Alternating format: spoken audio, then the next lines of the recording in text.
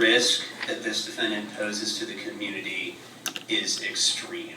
Mr. Moore is charged today based off of finding effectively children just out in the community, targeting them, stalking them and their families, and making plans to kidnap and molest them.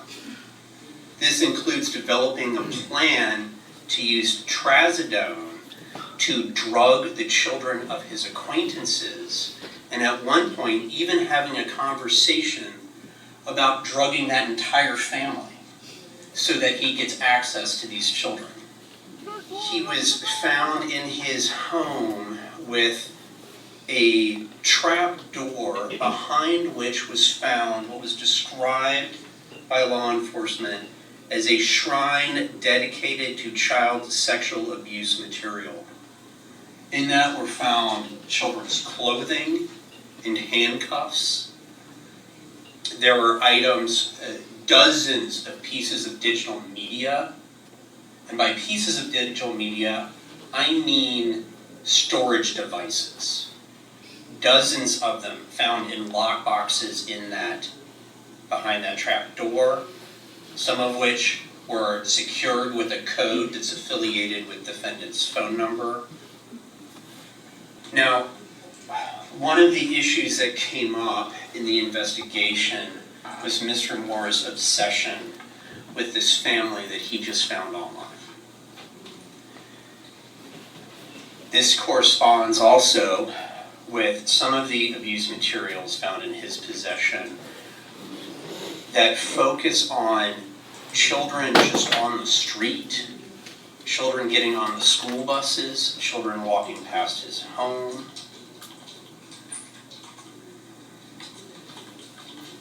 There were images taken at Wild Waves surreptitiously of children in changing rooms, as well as underwear taken from children at Wild Waves.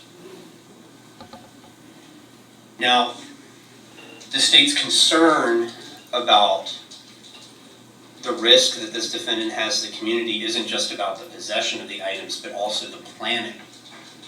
Because Mr. Moore, not only did he plan on drugging children to rape them and molest them, he also planned on creating what can only be described as cells for keeping a child sex slave, including trying to find storage containers to keep a child in.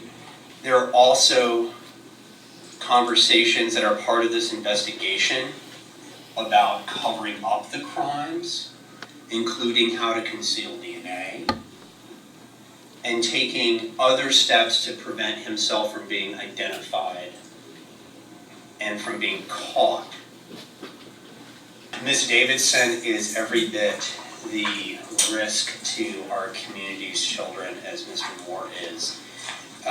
In addition to the involvement that I've previously described that's set forth in the probable cause declaration regarding the attempts to drug and molest and then kidnap children for the sake of molesting them.